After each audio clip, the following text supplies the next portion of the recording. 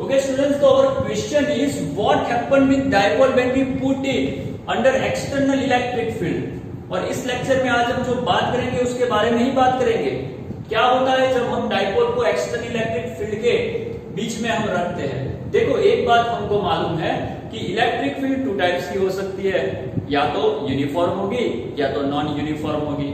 तो सबसे पहले हम यूनिफॉर्म फील्ड में अपने डाइपोल को रखेंगे और देखने की कोशिश करेंगे। क्या देखेंगे कि अगर हम डाइपोल को इसमें रखेंगे तो क्या होगा, क्या उस पर फोर्स लगेगा, क्या उस पर टॉर्क लगेगा। क्या फोर्स और टॉर्क दोनों लगते हैं तो डिफाइन करेंगे कितना लगेगा। तो इस लेक्चर में हम यही सब बातें करने वाले हैं। तो शुरू करते हैं हमारा लेक्चर।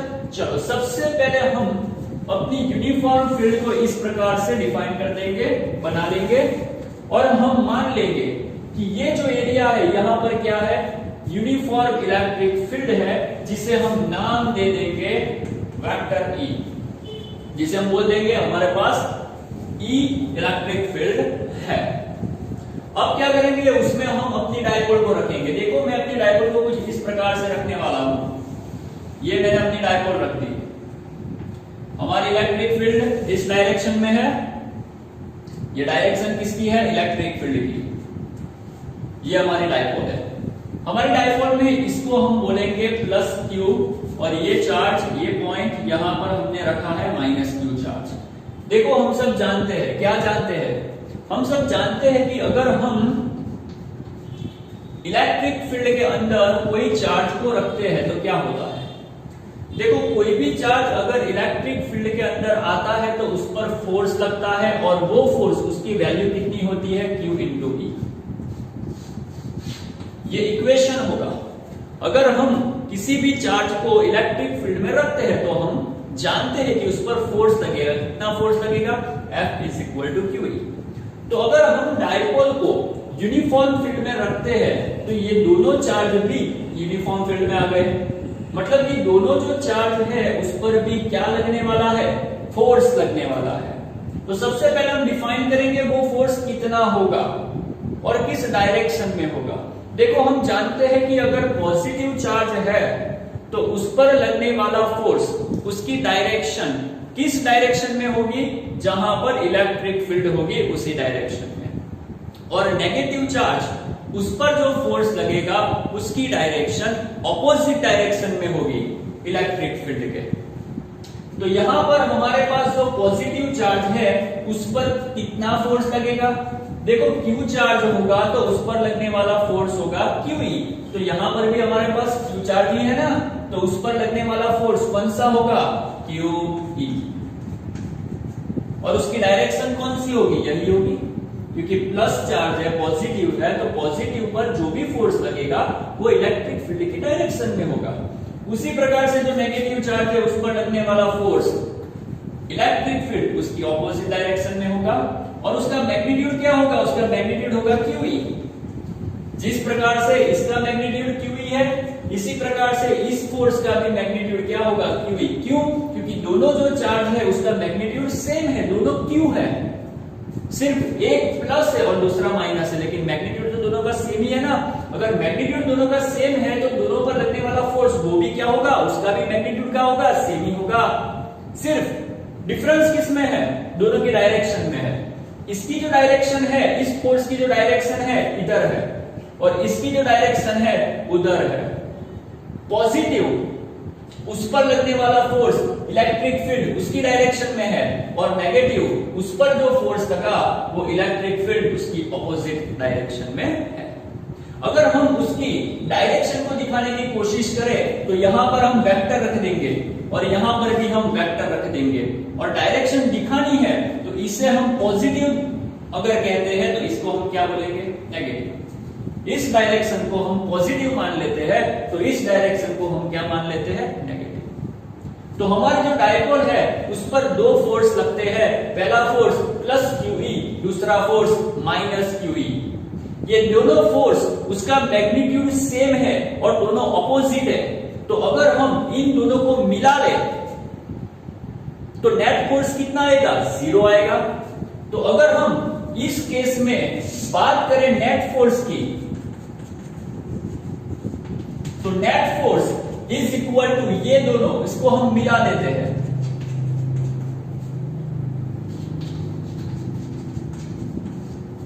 ये दोनों का मैग्नीट्यूड इक्वल है, एक प्लस है और दूसरा माइनस है, तो उनका नेट फोर्स क्या आएगा? 0 आएगा। तो अगर हम अपनी डायपोल को यूनिफॉर्म फील्ड में रखते हैं तो क्या होता है? उस पर लगने वाला नेट फोर्स 0 हो जाता है। अगर डायपोल पर लगने वाला नेट फोर्स 0 है तो उससे क्या होगा? अगर डायपोल पर लगने वाला नेट फोर्स 0 होता है तो आपकी जो डायपोल है वो ना तो आगे खिसकेगी ना तो पीछे जाएगी। ना तो आपकी डायपोल आगे जाने वाली है ना तो आपकी डायपोल पीछे जाने वाली है, क्योंकि नेट फोर्स कैसा है? 0। तो अपनी डायपोल जहां पर है वहां पर ही रहेगी, ना तो आगे जाएगी ना तो पीछे जाएगी। ये बात आपको मालूम हो गई। दूसरी बात, हमने ये तो बोला कि दोनों चार्जेस पर जो फोर्स लगते हैं उसका मैग्नीट्यूड सम इक्वल है और डायरेक्शन ऑपोजिट है, इसलिए नेट फोर्स 0 होता है। लेकिन ये जो दोनों चार्जेस है वो एक दूसरे से सेपरेट है, मतलब कि जो दोनों फोर्स लग रहे हैं वो दोनों फोर्स, यहां पर ध्यान से देखो,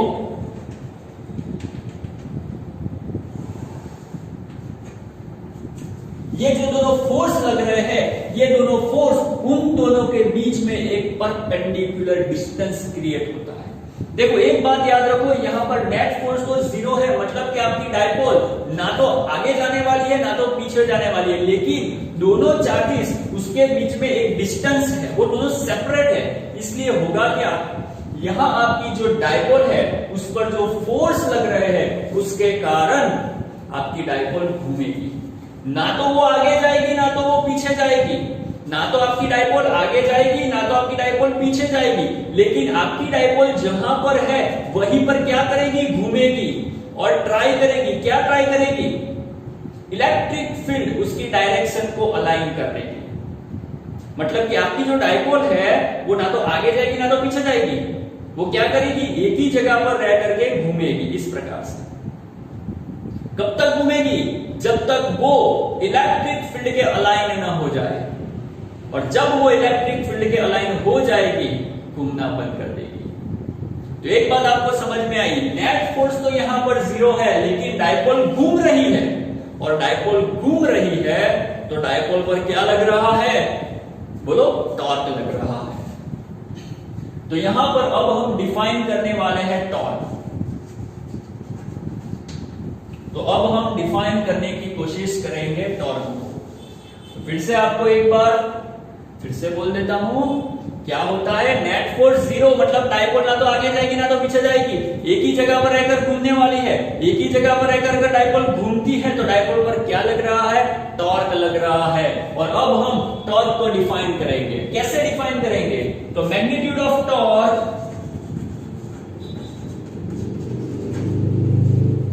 magnitude of torque equal to magnitude of each force multiplied by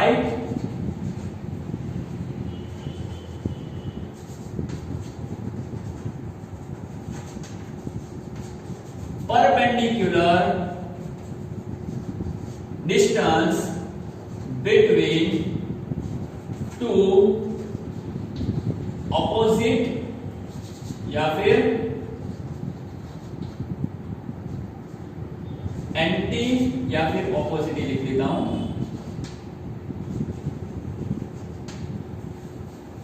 या फिर लिखता हूं एंटी पैरेलल फोर्सेस। ओके, तो अगर इस डायपोल में टॉर्क क्रिएट होता है तो उस टॉर्क को हम कैसे डिफाइन करेंगे?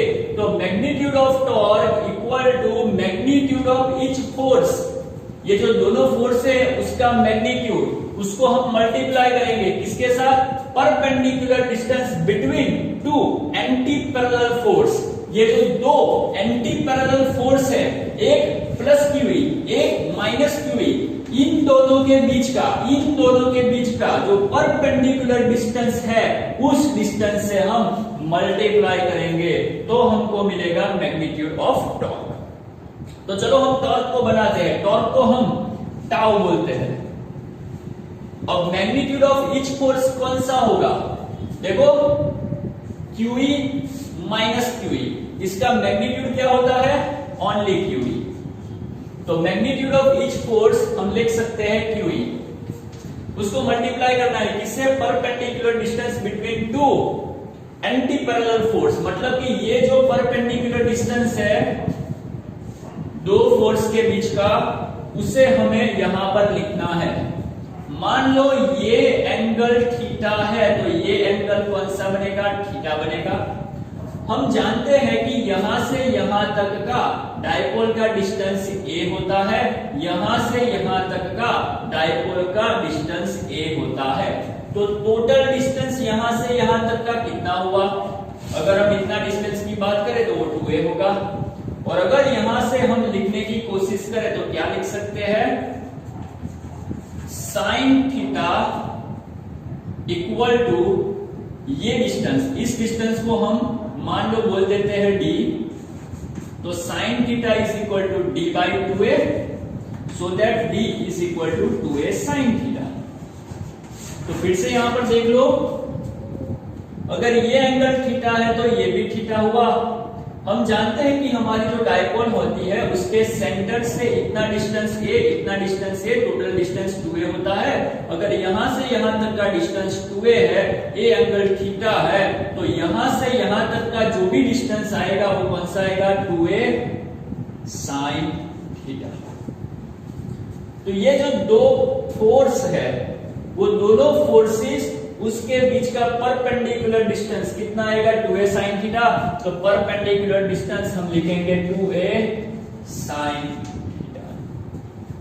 इसको थोड़ा हम आगे पीछे कर देते हैं, तो हम लिख सकते हैं 2a q e sine theta.